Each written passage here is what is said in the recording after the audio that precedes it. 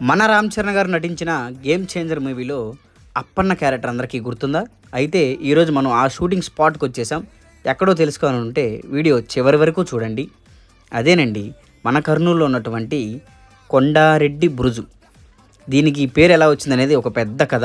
అదేంటంటే పూర్వం కొండారెడ్డి అనే పాలకుడు ఉండేవాడు.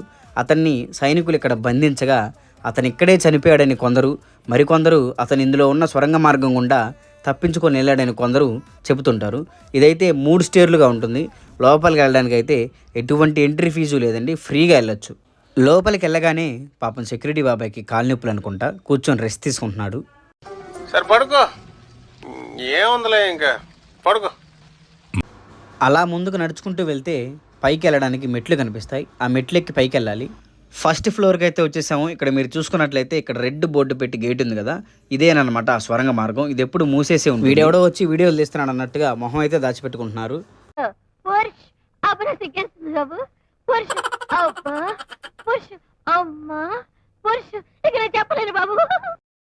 ఇక 2వ ఫ్లోర్ మెట్లు కూడా పైకెక్కుతూ గోడలు అయితే చాలా గట్టిగా ఉన్నాయండి.